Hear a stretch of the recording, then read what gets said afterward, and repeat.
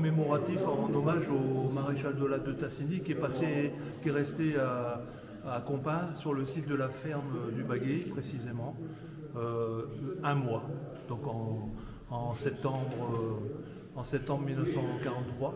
Aujourd'hui, ce week-end, ça correspond aux 80 ans, on va dire, de son évasion de la maison d'arrêt de Riom, le 3 septembre, et son arrivée sur cette fameuse ferme du Baguet à Compain. Une belle exposition que nous avons eu à prêter gentiment par la Fondation Maréchal de Lattre de la Côte d'Or et les copains de Brioude qui nous ont donné un sacré coup de main. L'association s'appelle Les Greniers de nos soldats à Brioude, donc avec beaucoup d'éléments originaux. La route de Besse qui part de Compain va être inaugurée, va s'appeler la route Maréchal de Latte de Tassigny. Bienvenue à Compain. Donc nous allons procéder à l'ouverture de la fameuse route de Latte de Tassigny qui a été nommée par décision municipale d'octobre 2022. Il a été unanimement décidé de nommer la portion de la départementale 604 partant du bourg jusqu'au lieu-dit Roche-Garneau, route de Latte de Tassigny, en mémoire du maréchal et de celles et ceux qui ont organisé sa fuite et son séjour à la ferme du Baguet. Nous déclarons ouverte la voie de Latte de Tassigny.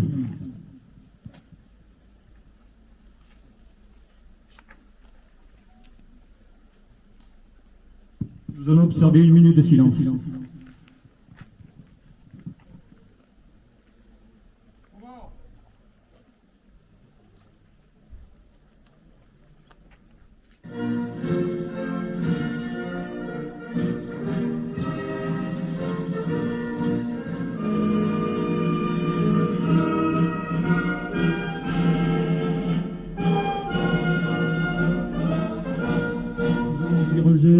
À la ferme du Baguet, on prend la route de Latte de Tassigny. Il faut garder le devoir de mémoire. C'est important ça. Voilà. Merci. Bon, là, vous avez pris les tenues de l'époque. On a essayé d'être conforme à l'époque. J'ai vu bouger et j'ai perdu derrière la foule. Pour la petite anecdote, il occupait la chambre qui est en haut à droite. Voilà, en haut à droite. Et effectivement, la chambre, autre anecdote, il y avait une possibilité de fuite derrière.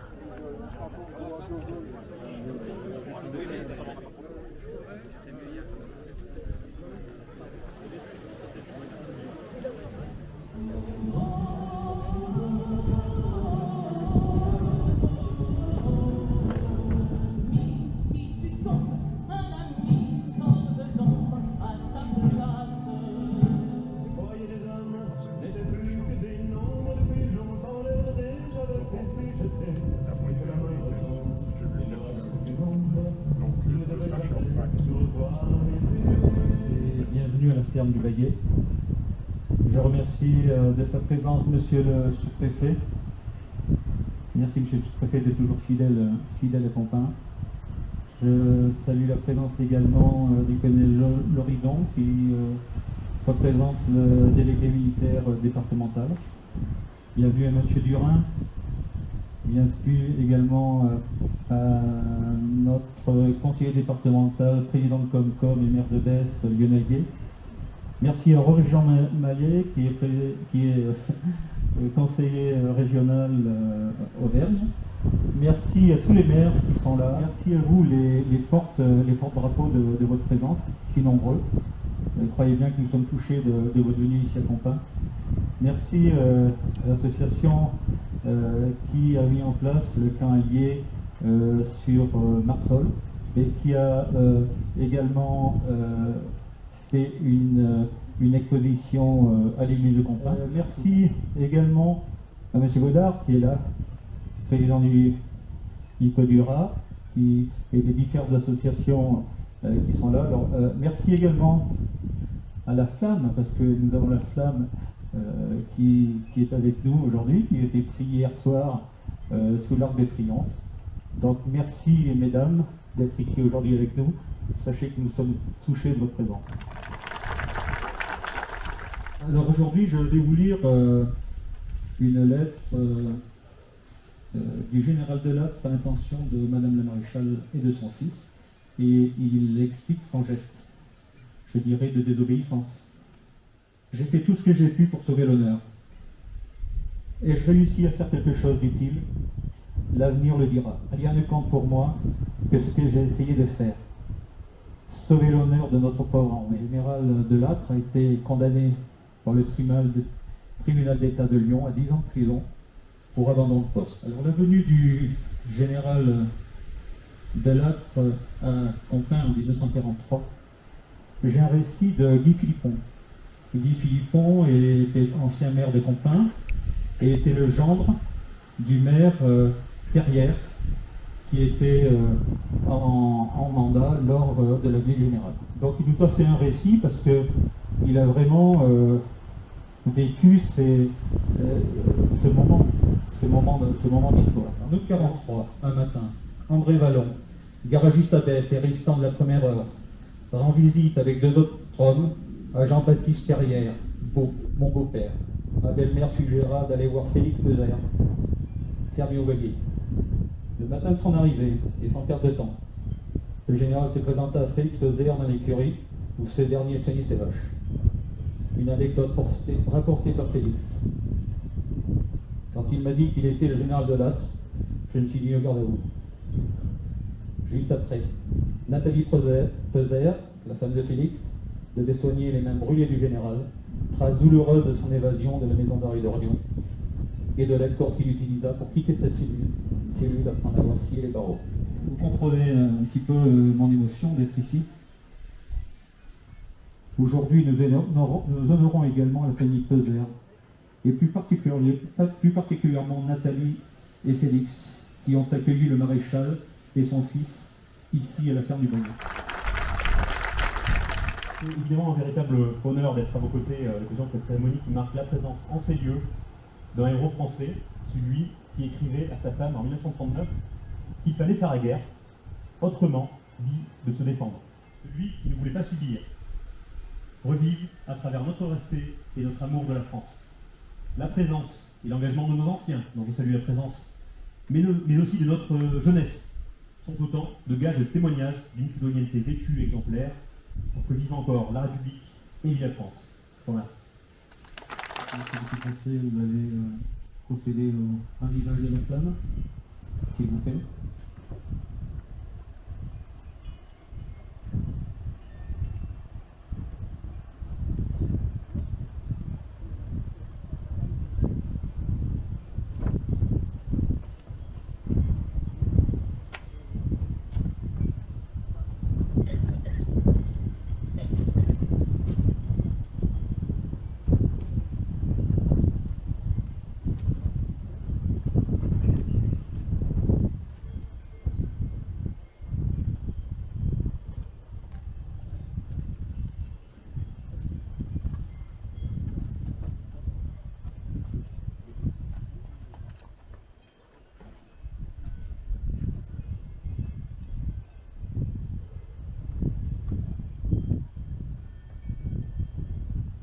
Dans l'ordre protocolaire, tout d'abord,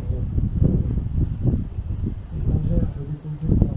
Jean-Luc Lévy, président de l'association de sauvegarde de la mémoire du général de Lattre, la gerbe Fondation Maréchal de Lattre du Puy de Dôme, qui va m'être présentée par un jeune de ce groupe de reconstitution, la gerbe de la commune de Conflans sera déposée par M. Henri Dallectre. Donc si quelqu'un pouvait présenter quelques gerbes. Voilà.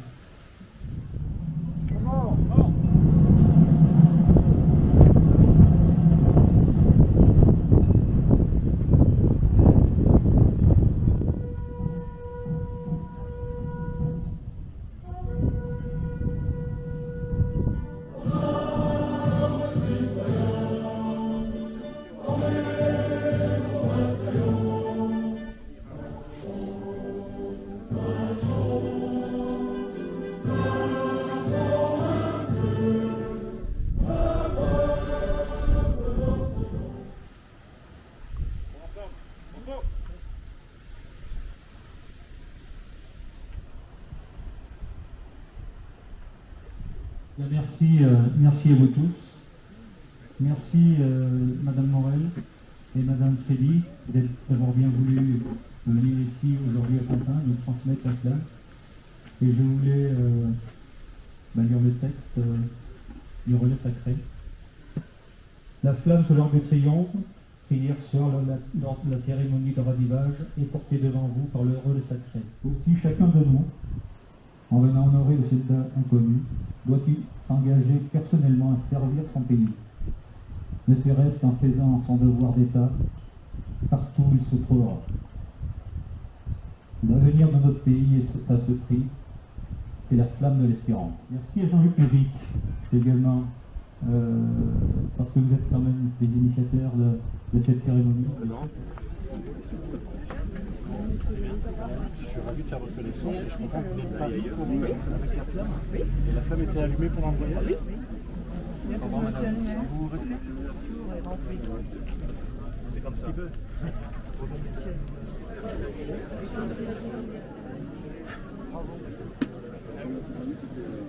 Merci. Merci de votre présence. Tous des chantiers de jeunesse tels qu'ils ont été utilisés par les maquis auvergnats. D'où le drap vert. Le drap vert qui a servi pour faire les cravates et les chaussettes de la Légion étrangère juste après la Deuxième Guerre mondiale, parce qu'ils voulaient se distinguer de l'armée régulière. Et il y avait des stocks de tissu vert, donc ils ont gardé la cravate vert. C'est d'abord avec la famille.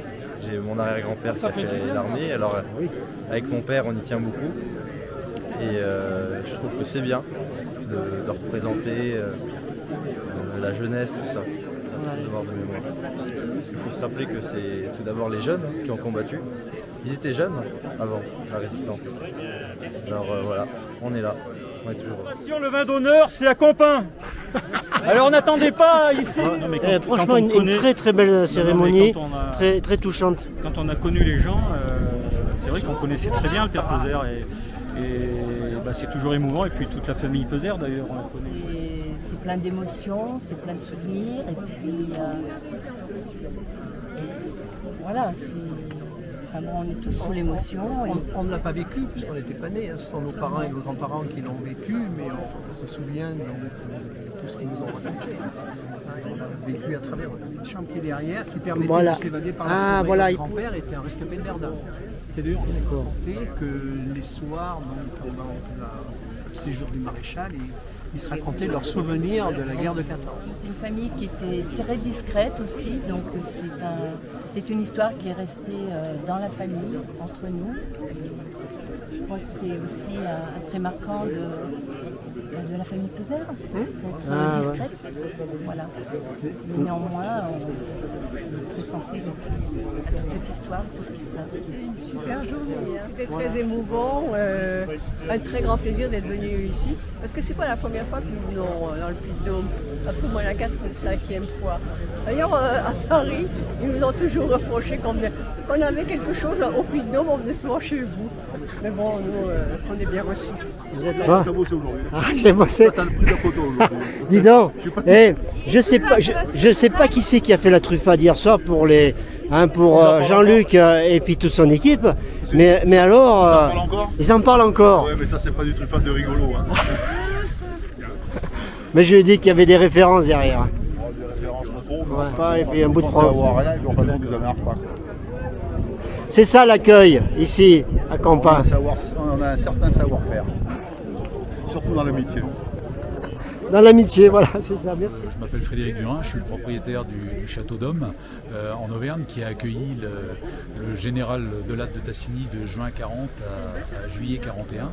Et aujourd'hui, je remercie vraiment monsieur le maire de Compin de nous accueillir dans cette ferme du Baguet à Compin qui a accueilli le général de Lattre après son évasion de la prison d'Orion. Alors ça m'amuse parce que quand je fais visiter le château d'Homme à des visiteurs, ils me disent ah donc en fait le général de Lattre est passé directement de Homme à Compin, à la prison d'Orion. Alors je leur dis pas du tout, hein, il s'est passé beaucoup de choses entre son départ d'Homme en juillet 41 et son incarcération à la prison d'Orion en janvier 43. Et il s'est passé beaucoup de choses Et surtout, quand on parle de l'épopée du maréchal de Latte de Tassigny en Auvergne, on devrait parler des épopées au pluriel. Je suis là à plusieurs titres. D'abord parce que je représente l'autorité militaire dans le département, en tout cas le général Casanova qui est le délégué militaire départemental, je suis son adjoint. C'est pour ça que je suis venu pour représenter l'autorité militaire à côté du sous-préfet d'Issoire. Ensuite parce que au 31 Cours Sablon, là où je travaille, le général Casanova utilise le meuble bureau qu'utilisait le général de Lattre de Tassigny lorsqu'il était à Clermont-Ferrand en 1940-41. Voilà, je vous ai vu communiquer beaucoup avec les jeunes là, qui s'étaient mis en tenue de l'époque. C'est bien de voir des jeunes. L'essentiel, c'est tout le défi que nous avons, nous qui avons déjà quelques cheveux blancs, que de passer le flambeau aux plus jeunes. Ce travail de mémoire, on parle de devoir de mémoire, mais c'est un travail, un véritable travail où il faut arriver à sensibiliser la jeunesse pour que ce flambeau et cette mémoire perdurent. C'est pas facile, c'est un travail de tous les jours et cette cérémonie y contribue. Alors, il y a plein d'autres initiatives par ailleurs. J'organise par exemple les Journées européennes du patrimoine là, le 16 et 17 septembre, le 31 Cours Sablon. Ça sera une thématique Première Guerre mondiale qui sera présentée, mais aussi les murs et les quelques objets qui se trouvent à l'intérieur de ce bâtiment.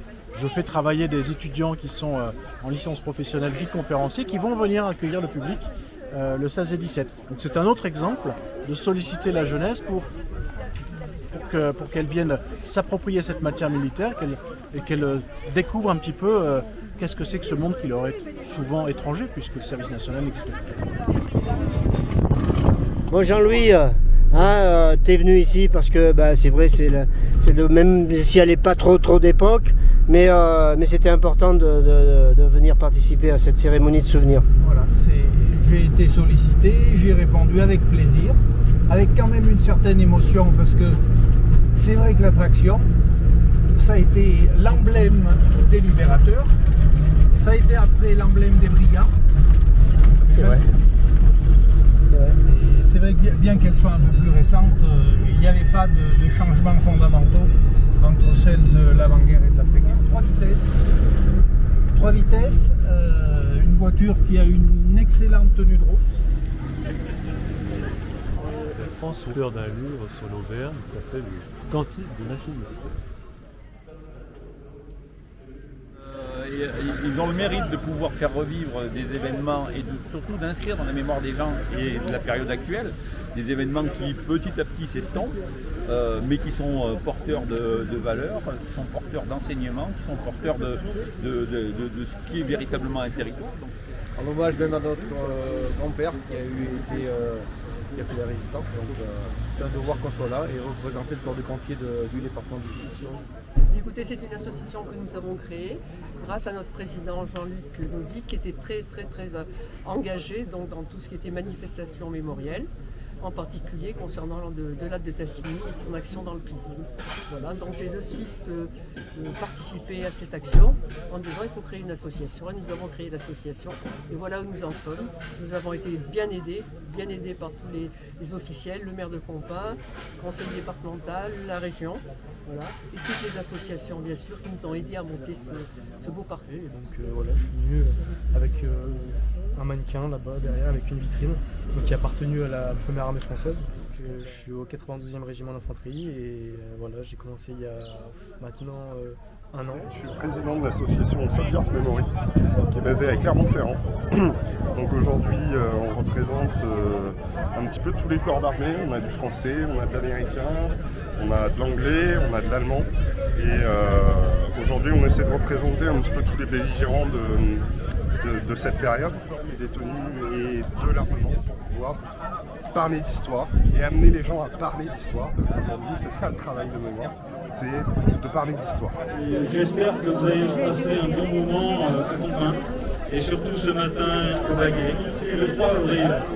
Nous avons une cérémonie de commémoration au maquis Jotière, c'est 80 ans, et nous apposerons une plaque à la maison de la Porte, au lieu de la résistance où les jeunes, des fermiers d'origine modeste ont beaucoup œuvré, ont nourri la résistance et organisé la résistance.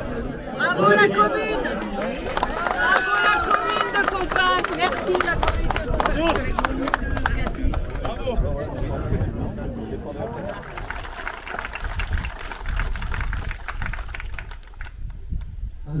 je vais vous lire une lettre du général Delattre à l'intention de Madame la Maréchale et de son fils, et il explique son geste, je dirais de désobéissance.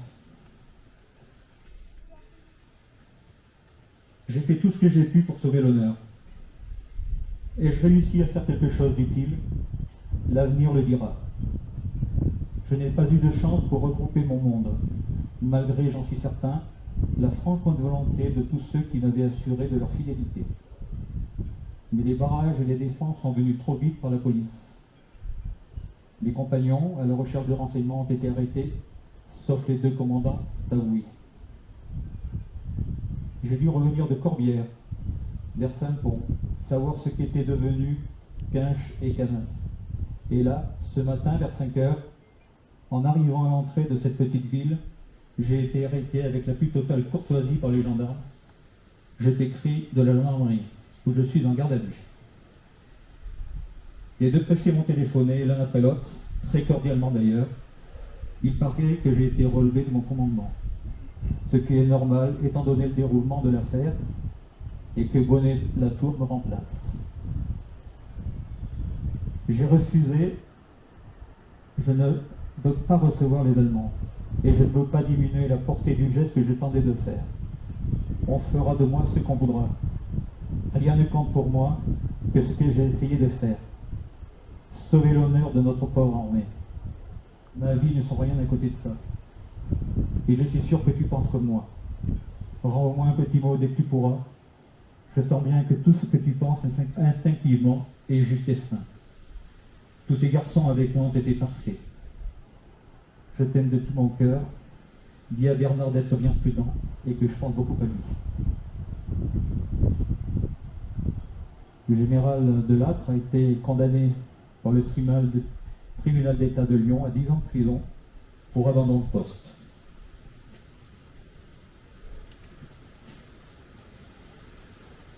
Alors la venue du général Delattre à Conflans en 1943, j'ai un récit de Guy Philippon. Guy Philippon était ancien maire de Conflans et était le gendre du maire Terrière, qui était en mandat lors de la vie générale. Donc il nous a fait un récit parce qu'il a vraiment vécu ce moment d'histoire. Alors je vais vous lire avec ces mots ce qu'il nous a laissé. Le 11 novembre 1942. Les Allemands occupent la zone libre en France suite au débarquement des Alliés en Afrique du Nord. Le gouvernement de Vichy donne l'ordre aux armées de demeurer dans leur casernement. À cette date, le général Delattre de Tassigny commande la 16e division à Montpellier. Il n'obéit pas à cette directive de Vichy. Mieux, le gouvernement Pétain-Laval, lui ayant intimé l'ordre de recevoir une délégation militaire allemande, il refuse, déchirant devant ses officiers le télégramme reçu de Vichy. Il est arrêté le lendemain par la gendarmerie de Saint-Pont, dans l'Hérault, et conduit à la prison militaire de Toulouse, puis transféré à Lyon à la prison de Montluc. Le 9 janvier 1943, le tribunal d'État, section de Lyon, tribunal d'exception, le condamne à 10 ans de prison pour abandon de poste et tentative de trahison. Il est ensuite transféré à la maison d'arrêt de Riom, où il va demeurer 8 mois avant son évasion. Il s'évade en effet dans la nuit du 2 au 3 septembre 1943 avec l'aide de sa femme, de son fils Bernard, 15 ans, de son chauffeur de toujours Louis Roch, du gardien Leblanc et du gendarme Courcé d'Ibouboul. En août 1943, un matin, André Vallon, garagiste à Besse et résistant de la première heure, rend visite avec 2 autres hommes à Jean-Baptiste Perrière, mon beau-père, boulanger à Compin et maire de la commune.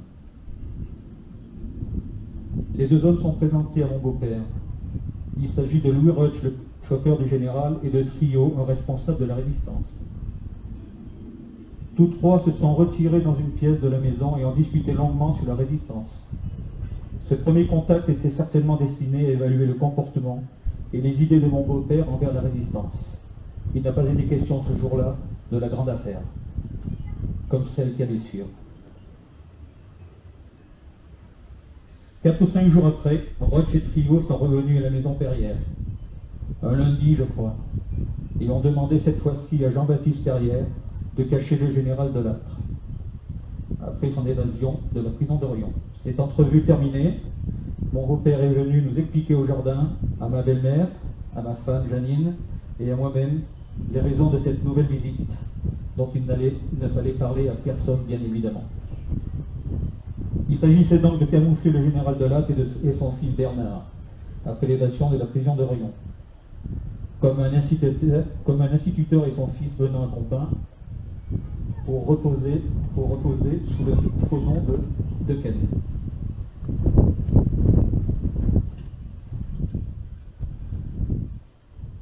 Mon beau-père avait dit auparavant à Roch et Thibault les raisons dans lesquelles il ne pouvait pas personnellement cacher le général chez lui.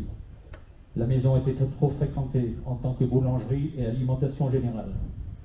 Trop de gens passaient quotidiennement à la maison, qui de plus comptait tous les jours 7 à 8 personnes entre la famille et le personnel. Plus encore, une famille de réfugiés des Vosges occupait l'appartement du 2e étage. Mon beau-père le rassura toutefois qu'il trouverait dans la commune des personnes sûres, chez lesquelles le général pourrait se cacher un certain temps. Il pensait notamment à Marcel Amicon, fermier à Malsagne, chez lequel il allait se rendre. Et en évoquant le projet avec nous, ma belle-mère suggéra d'aller voir Félix Peser, fermier au Baguet. Il le fit aussitôt. L'affaire fut réglée sans difficulté après l'entrevue avec mon beau-père. Roch et Trio sont revenus quelques jours après et ont été mis au courant de ce choix. La proposition fut acceptée. Dans la nuit sans lune du 2-3 septembre, le général s'évada donc d'Orion et fut conduit par la résistance au Baguet. Le matin de son arrivée, et sans perdre de temps, le général se présenta à Félix Peser dans l'écurie où ce dernier soignait ses vaches. Une anecdote rapportée par Félix. Quand il m'a dit qu'il était le général Delattre, je me suis dit au garde à vous. Juste après, Nathalie Peser, la femme de Félix, devait soigner les mains brûlées du général, trace douloureuse de son évasion de la maison d'arrêt d'Orion et de l'accord qu'il utilisa pour quitter cette cellule afin d'avoir scié les barreaux. Au Baguet, le général est resté avec son fils 4 à 5 semaines. Il ne sortait pas, parfois le soir à la tombée de la nuit, lorsqu'il allait avec Félix Peser pour les vaches à la montagne. Le long du grand bois de sapin, une pas de cigarette ni l'un ni l'autre. Le général est parti du Baguet un soir à la tombée de nuit. Mes beaux-parents étaient à Clermont. Nous étions seuls avec Janine, au bord de la route vers les pompes à essence, lorsqu'un petit fourgon gris s'est arrêté devant nous. Un homme est descendu et nous a simplement dit « on s'en va ». Tout de suite, nous avons compris qu'il s'agissait du général. Après un refuge provisoire dans un château cantalien, il est mis pour un bref séjour sur les bords de la Saône, où il demeura caché quelque temps à l'hôtel Le Raisin avant de s'envoler avec la Royal Air Force pour Londres, depuis l'aérodrome clandestin de Mondia, au nord de Mâcon, dans la nuit du 17 au 18 octobre de 1943, toujours sous le fond nom de Deken. Excusez-moi, messieurs.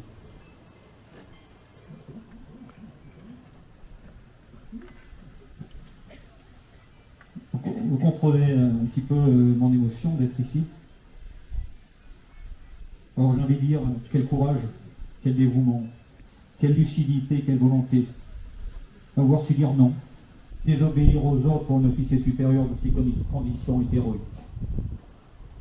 Nous pensons aussi à celles et ceux qui seront engagés dans la résistance au péril de leur vie et celle de leurs proches. Aujourd'hui, nous honorons également la famille Peser, et plus particulièrement Nathalie et Félix, qui ont accueilli le maréchal et son fils ici à la ferme du Baguet. Je me souviens beaucoup d'émotions de Félix et Nathalie, car nous étions voisins de Marseille lorsque nous passions nos vacances chez nos grands-parents. Un couple qui inspirait le respect, empreint de bonté, d'humilité, de bienveillance, Leur action était pour eux tout simplement naturelle et pourtant si risquée. Je salue leur fille. André est présente aujourd'hui. Paulette qui n'a pas pu venir, mais qui est avec nous pour le penser. Et Paul, leur fils, que l'on n'oublie pas. Merci aux petits-enfants également d'être présents, si attachés et enracinés à ce lieu. Respect aux familles Perrière et Philippe Dupont qui ont largement contribué à la suite du maréchal et plus largement à l'organisation de la résistance. Je veux au travers de ces événements saluer avec un profond respect les femmes et les hommes qui se sont sacrifiés et risqué leur vie pour notre liberté. Le devoir mémoire, dans cet incertain, est un des remparts contre les extrêmes toujours présents en France et en Europe. Se souvenir et transmettre aux nouvelles générations est notre devoir. Merci.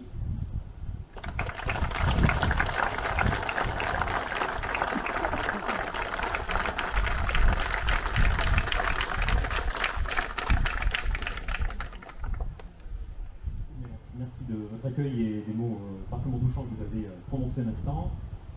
Mesdames et messieurs les maires qui sont présents, je salue la présence du président de la commune également, qui est conseiller départemental, monsieur le conseiller régional, mesdames et messieurs les élus qui sont nombreux. Je voudrais saluer évidemment le colonel Chevalier qui est délégué du souvenir français, mais qui représente également aujourd'hui la fondation de l'Âtre. Je voudrais saluer le président de l'association pour la sauvegarde de la mémoire, le maréchal de l'Âtre, mon colonel délégué départemental, délégué militaire départemental, adjoint du Puy-de-Dôme. Plus généralement, je voudrais remercier la présence des représentants du monde combattant et différentes associations qui font œuvre en matière de devoir de mémoire. Mesdames et messieurs, vos grades et qualités, je salue la présence de la gendarmerie, la présence des sapeurs-pompiers de Besse. Je salue également la présence d'anciens élus. Je salue la présence de Serge Godard et de son épouse qui, comme vous le savez, sont très engagés sur le plan associatif. C'est évidemment un véritable honneur d'être à vos côtés à l'occasion de cette cérémonie qui marque la présence en ces lieux d'un héros français, celui qui écrivait à sa femme en 1939 qu'il fallait faire la guerre, autrement dit de se défendre. Avec tout son cœur, toutes ses ressources, tout son calme, toute sa confiance, tout son soin aussi des populations civiles. Nous sommes, comme vous le savez, au cœur d'un territoire dont les habitants ont particulièrement souffert de la violence de la guerre et en l'occurrence du joug allemand. Un territoire fait de femmes et d'hommes qui, par leur état d'esprit, leur acte, se sont élevés contre un envahisseur implacable. Plus jeune général de France en 1940, de l'Âtre de Tassigny est aussi de ceux qui portent en eux un amour inconditionnel de la France. Condamné lourdement pour avoir désobéi au gouvernement d'une France ayant perdu ses valeurs et son honneur, il opposera son courage au crépuscule d'un pays sans avenir. Saluons ici même l'abnégation et le courage du général et de sa famille pour fomenter l'évasion d'une prison bien gardée. Soulignons aussi l'heureux entêtement de leurs compagnons qui l'organisèrent en coulisses, dans le moindre détail. Vous l'avez dit, monsieur le maire, choisir une nuit sans lune, faire de fastidieux repérages au péril de leur vie et de celle de l'homme qu'ils n'ont de cesse de suivre coûte que coûte.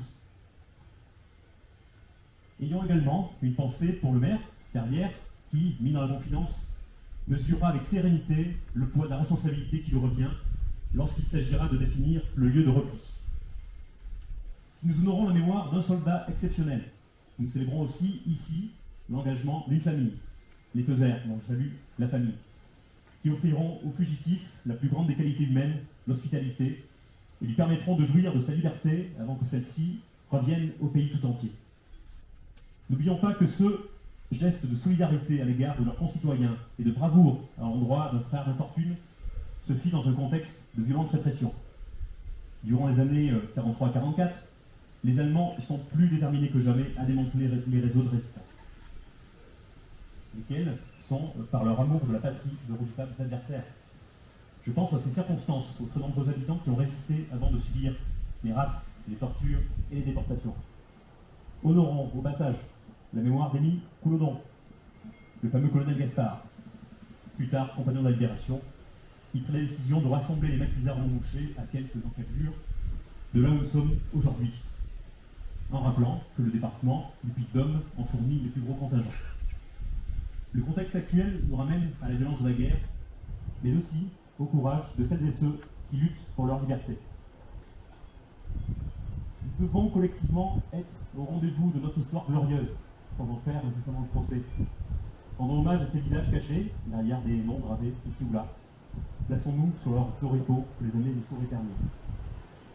Comptons sur les jeunes générations pour établir de trait d'union entre elles-mêmes et leurs glorieux aînés, lesquels avaient souvent le visage des enfants, mais déjà une maturité des pères.